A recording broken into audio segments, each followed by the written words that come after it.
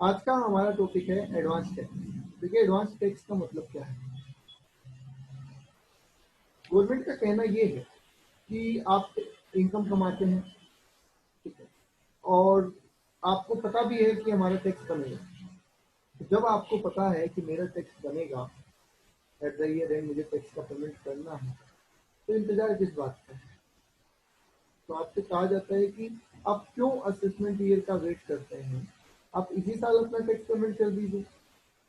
तो पूरा एक साथ ना करके थोड़ा थोड़ा कर दीजिए, तो ना आपके ऊपर बर्डन आएगा और ना हमें टैक्स रेवेन्यू लेट मिलेगा। ठीक है, तो इसको ध्यान में रखते हुए कंसेप्ट बनाया गया और उसमें नाम दिया गया पे एज अर्न।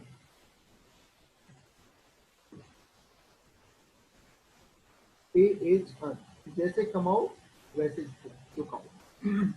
आप जैसे जैसे पैसा कमाते जा रहे हैं वैसे वैसे हमें टैक्स देते जाएं। असेसमेंट ईयर का इंतजार ना करें कि असेसमेंट ईयर आएगा हम उसका टैक्स पे करेंगे, ऐसा ना इंतजार करें। जैसे आए वैसे दें और किस्तों में दे दें। अब मान लीजिए मेरे जैसा कोई पहुंच गया टैक्स वालों के पास और मैंने जाके कहा कि सर मेरा टैक्स बनता है 435 रुपये, बताओ कितना एडवांस देना है। ठीक है, मैंने जाके कहा कि सर मेरा पूरे साल का टैक्स बनता है 435 रुपये, बताओ कितना एडवांस देना है आपको और कैसे कितनी किस्तों में देना है बताओ। क्या बोलेंगे टैक्स वाले। तो मैं फाइनेंस मिनिस्ट्री को या इनकम टैक्स डिपार्टमेंट को फ़ोन करता हूँ, मेल करता हूँ कि सर मेरे 435 रुपये का टैक्स बनता है, बताइए एडवांस टैक्स कितना कितना बनता है। वो भी कहेंगे भैया तुम तो रहने दो। क्या कहेंगे, तुम तो रहने दो, तुम्हें तो कुछ देने की जरूरत नहीं। क्योंकि उनको नुकसान नहीं, उनको लगता है कि हमारा पैसा कहीं नहीं जाएगा, छोटा सा अमाउंट है। बड़े अमाउंट में उनको लगता है कि हमें पैसे का नुकसान हो सकता है। समझ गए। बड़े वॉल्यूम लो है। वही बता दो एक बार, ठीक है क्या वही ऑडियो आ रहा है क्या। ऑडियो आ रहा है।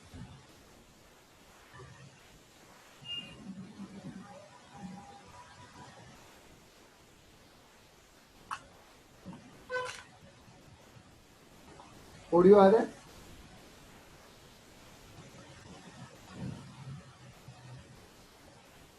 अब सही है। चलिए अब सही है। तो एडवांस टैक्स में बोला गया कि पे एज एंड, जैसे तुम चुकाओ और कमाओ वैसे ही चुकाओ। पर ऐसा नहीं है कि हम छोटे छोटे लोगों को परेशान करेंगे कि भैया आप साल में 4 बार आके हमें टैक्स दो, ऐसा नहीं है। तो इसके लिए बोला गया कि एडवांस टैक्स की लाइबिलिटी सबके ऊपर नहीं है, ये सिर्फ उन्हीं के ऊपर है जिनकी टैक्स लाइबिलिटी एक्सीड करती है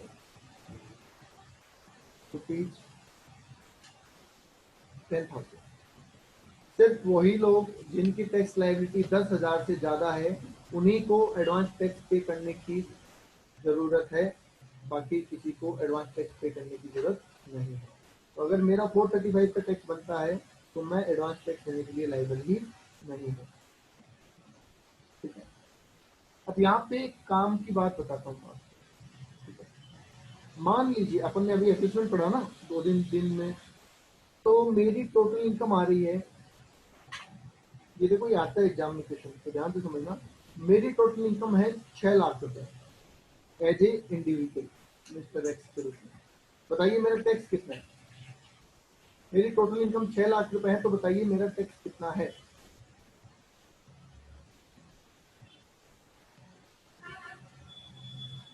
अगर मेरी टोटल इनकम 6 लाख रुपए है तो मेरा टैक्स कितना बनता है। 32,500। ठीक है, क्या आपने एचईसी जोड़ा।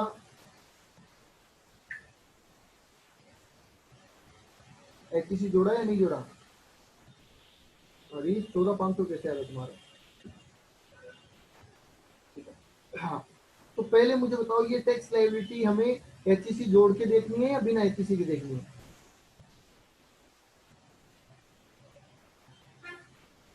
ये टैक्स लायबिलिटी हमें एचईसी जोड़ के देखनी है या बिना एचईसी के देखनी है।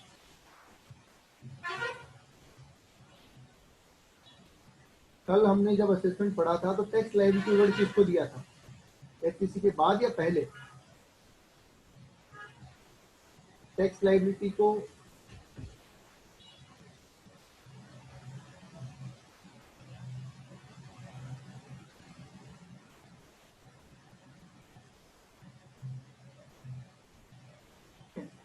तो टैक्स लायबिलिटी ये होती है, वो नहीं होती, तो ये भी नहीं होती है।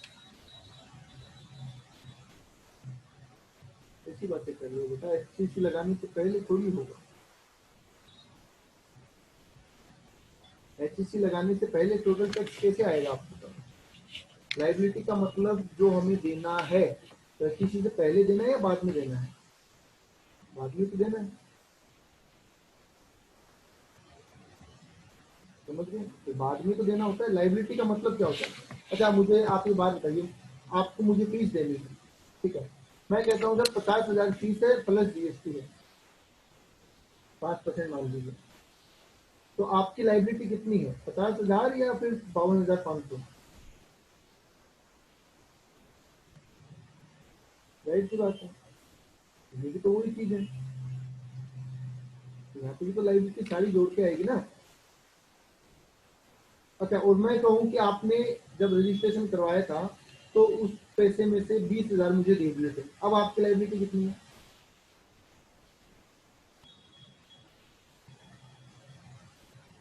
जब आपने रजिस्ट्रेशन करवाया था तो at the time of registration 20,000 आपने मुझे दे दिए थे, तो अब आपकी लायबिलिटी कितनी है? 32,500। तो यहाँ पे अगर मैं लिख दूँ टीडीएस, ऐसे ही होता ना, टीडीएस के पहले हम दे चुके हैं, और मान लीजिए इस बंदे ने टीडीएस दे दिया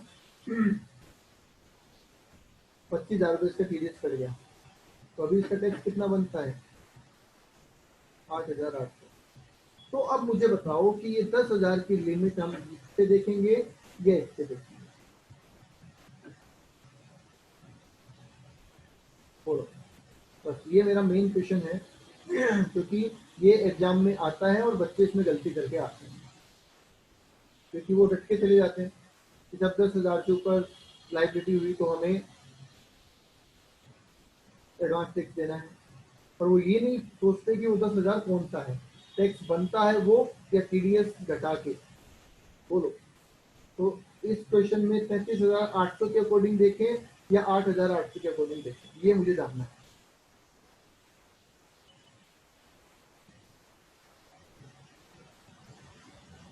इसको बोलते हैं हम टैक्स लायबिलिटी, और ये हम देखते हैं, ये बात ध्यान रख लेना।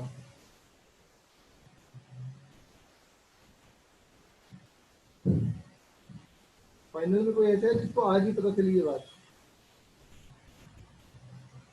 फाइनल में कोई ऐसा है जिसको ये बात आज ही पता चली हो कि सर मुझे तो इसके दिन गलत ध्यान था, ऐसा कोई है?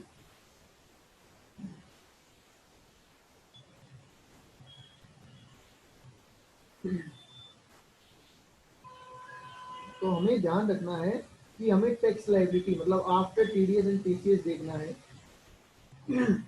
जो अमाउंट हमारा पेबल आ रहा है उसको 10,000 से ज़्यादा होना चाहिए, तो ही हम एडवांस टैक्स के लिए लायबल हैं, वरना हम एडवांस टैक्स के लिए लायबल नहीं है। एक और इंसान है जिसको यहाँ से रिलीफ दिया गया है,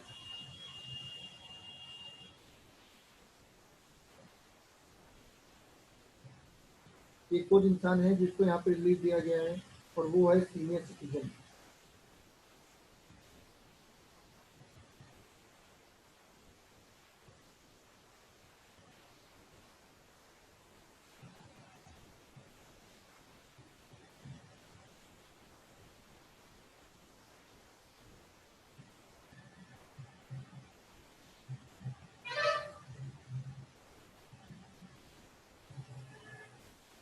senior citizen who do not have BOP income, ऐसा सीनियर सिटीजन जिसकी बीओपी इनकम नहीं है वो यहाँ पे आ जाएगा।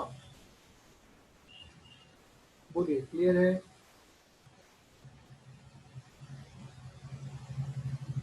एप्लीकेबिलिटी क्लियर है कि किस पे एडवांस टैक्स लगेगा और किस पे नहीं?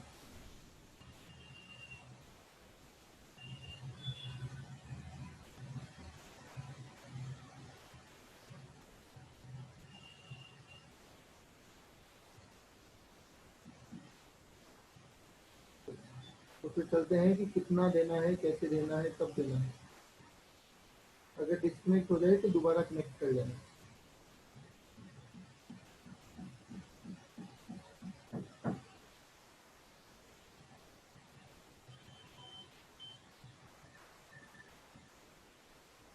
देखिए एसएससी को दो कैटेगरी में यहाँ पे डाला गया है। पहले वो जो प्रिजम्पटिव टैक्सेशन में आता है, सेक्शन 44 एडी और सेक्शन 44 एडी। आप जानते हैं कि इन लोगों को बुक्स ऑफ अकाउंट मेंटेन करने की जरूरत नहीं है, तो इसलिए इन्हें सिर्फ एक इंस्टॉलमेंट में टैक्स देना होता है, वन इंस्टॉलमेंट। और जो बाकी के एसएससी हैं, अदर एसएससी हैं, उनको बुक्स ऑफ अकाउंट मेंटेन करने हैं तो उनको 4 बार टैक्स देना पड़ेगा, मतलब 4 किस्तों में टैक्स देने की फैसिलिटी दी गई है।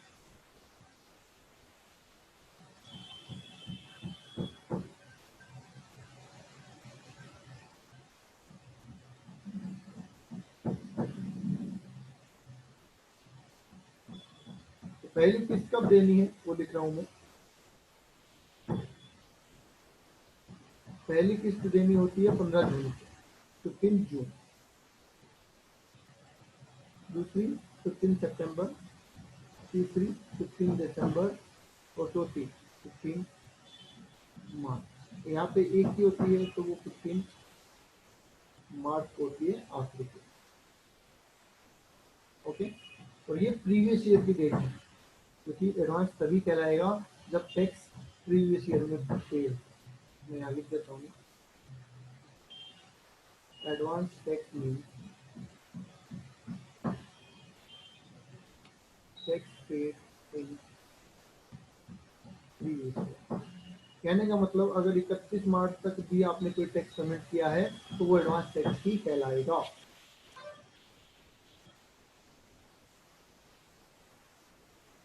बोलिए, क्लियर है? अब देखिए कैसे। 15 जून को 15 जून को आप ये देखते हैं कि मेरी इनकम कितनी होगी, तो आपके पास डेटा कहाँ से कहाँ का अवेलेबल है? अप्रैल से लेकर जून तक अवेलेबल है। एडवांस टैक्स कंपल्सरी देना बिल्कुल कंपल्सरी है, it's not choice, it's mandatory. Advance tax देना मैंडेटरी है, अदरवाइज पेनल्टी कोई नहीं है।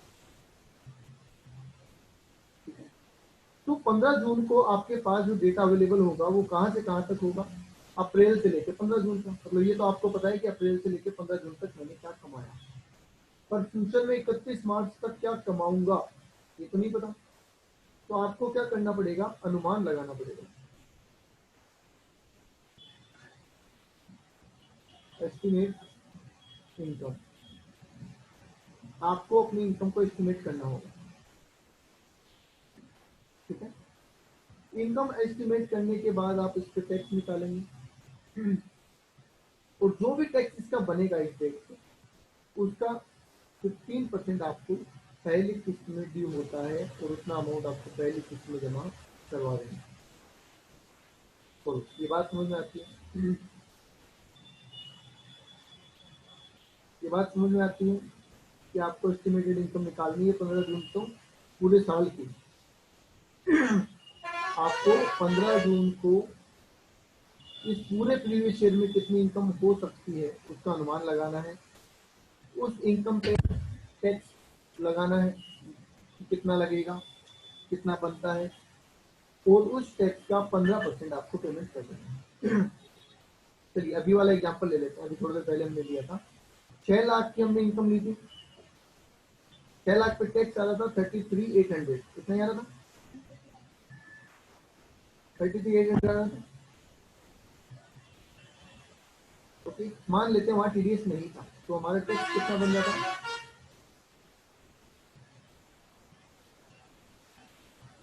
विदाउट टीडीएस इतना बन जाता। तो उसका 15% हमें 15 जून तक पेमेंट कर देना है। बोलिए, बात समझ में आती है? ठीक है। उसके बाद दूसरी इंस्टॉलमेंट की बात करते हैं। यहाँ पे आपको दोबारा एस्टिमेट लगाना है, क्योंकि हो सकता है ना चेंज हो गया होगा। आपको दोबारा एस्टिमेट लगाना है दोबारा टैक्स कैलकुलेट करना है, और जो नया टैक्स बनता है उस टैक्स का कितना लेना है, 45%, और माइनस कर देना उसमें से ऑलरेडी पे, माइनस कर देना है उसमें से ऑलरेडी पे।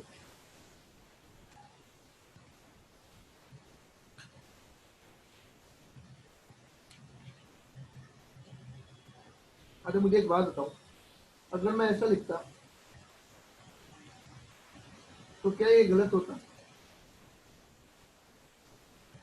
अगर मैं इस प्रोविजन में ऑलरेडी पेड की जगह ऐसा लिखता 45 माइनस 15, तो क्या गलत होता?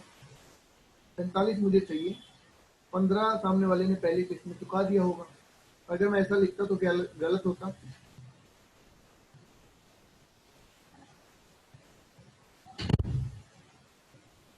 क्यों भी, क्यों गलत होता? रीजन दे सकते हैं? आंसर सही है आपका कि गलत होता, पर क्यों होता ये आप रीजन दे सकते हैं? यस, वेरी गुड, बिल्कुल, आयुषी वेरी गुड, दीपक सही है तुम्हारा। देखो, इट्स नॉट मैंडेटरी कि सामने वाले ने यहाँ 15 दिया होगा, हो सकता है उसने 10 दिया हो, पेनल्टी तो लगेगी, लग जाएगी। हो सकता है उसने 20 दे दिया हो, बनता था 5,000, उसने दे दिया 7,000, ऐसा भी तो हो सकता है, समझ रहे बात? तो उसने कम या ज्यादा पे किया हो, एक रीजन तो ये हो सकता है। दूसरा, यहाँ एस्टिमेटेड इनकम 6 लाख थी, मे बी यहाँ एस्टिमेटेड इनकम 8 लाख हो, तो 45% 8 लाख के टैक्स का आएगा, और यहाँ 15% 6 लाख के टैक्स का था, है ना? तो अगर मैं यहाँ ये 15 लिख दूंगी, तो ये 15 तो उसने 6 लाख के टैक्स का दिया था, जबकि अभी तो मुझे 8 लाख रुपए का टैक्स का 45 लेना है, और उसमें से पेमेंट करना है, उसमें से उतना लेस करना है जितना ऑलरेडी पेमेंट हो गया। तो इसलिए 15% लिखना ठीक नहीं होगा, क्योंकि सामने वाले ने कितना चुकाया हमें क्या पता। बोलिए, बात समझ में आ गई? साथ साथ समझ लेना, बाद में समझ में नहीं आएगा बेटा।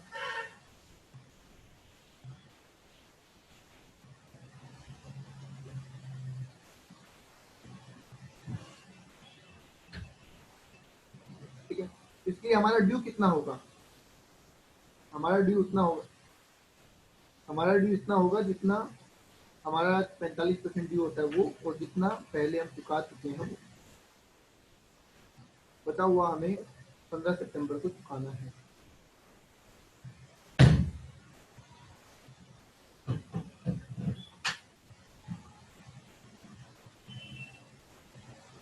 ओके,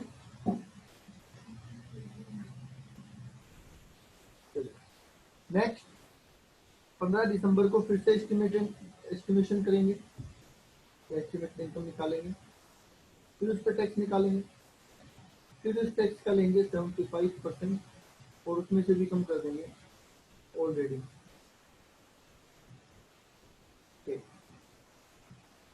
सिमिलरली यहाँ पे भी एस्टिमेटेड इनकम निकालेंगे,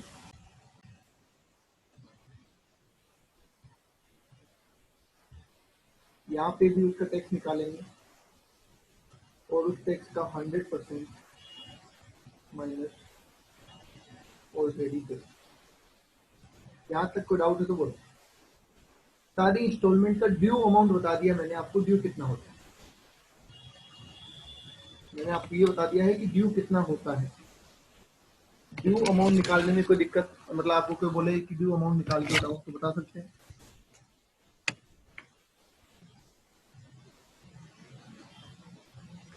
ओके,